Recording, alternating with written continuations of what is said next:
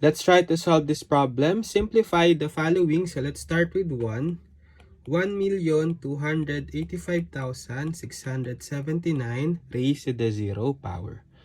So we can apply here the zero law of exponent, wherein if we have x raised to 0, it's equal to 1 provided that x is not equal to 0. So it means that any number raised to 0 is equal to 1 except 0. So since we have 1,285,679 raised to the 0 power, no matter how big the base is, as long as it is raised to the 0 power, it's still equal to 1. For number 2, we have x to the negative 5. So this time we can apply here the negative law of exponent, wherein if we have x raised to the negative n, it's equal to 1 over x raised to n, provided that x is not equal to 0. So if we have a negative exponent, this will be equal to a fraction having a numerator of 1 over the same base, x, but this time raised to the positive exponent, so the positive version of the negative 5, so it will become positive 5. Or you will just get the reciprocal of x to the positive 5 power. So that's equal to 1 over x to the 5th. For number 3, we have 2 to the negative 4. So applying the negative law of exponent again, so it's equal to 1 over the same base 2 raised this time to positive 4. So simplifying 2 to the 4th, it's equal to 4 factors of the base 2. So 2 times 2 times 2 times 2, or that's equal to 1 over 16. For number 4, we have 1 over y to the negative 3. So this time, if the negative exponent is under the denominator, we can apply the second case in the negative law of exponent, wherein if we have 1 over x to the negative n, it's simply equal to x raised to positive n. So the power of y in the denominator will go up the numerator.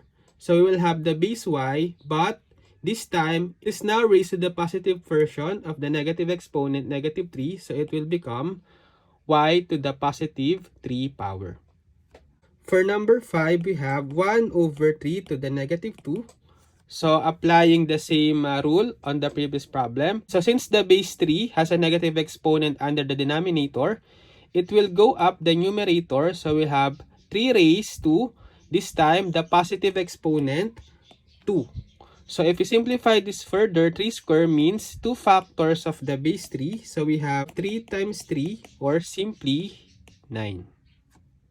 For number 6, we have 2 raised to the 0 power, x to the negative 4, y cubed, u to the negative 6, over z to the negative 3, w to the negative 2, v to the 5th power. So let's simplify first. 2 to the 0 power, it's just equal to 1 since it's raised to 0. And then for the variable part, we can apply the negative law of exponent.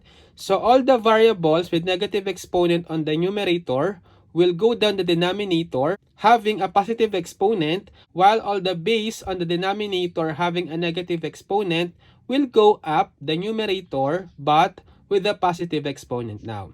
So therefore, if we have x to the negative 4, this will be under the denominator, but we'll now have a positive exponent of 4. So for the y cube, it's retained on the numerator since it has a positive exponent. For u to the negative 6, so it will go down the denominator. So we will have over u raised to the positive 6. While for the expressions under the denominator, so we have z to the negative 3. So since it has a negative exponent, it will go up the numerator. So it will become z raised to the positive exponent 3. Likewise, for w to the negative 2, the base w will go up the numerator with a positive exponent of 2. For v squared, so just retain it on the denominator since it has a positive exponent. So in algebra, if the coefficient is 1, we can just remove it. So the final answer is y cubed z cubed w squared over x to the 4th, u to the 6th, v to the 5th.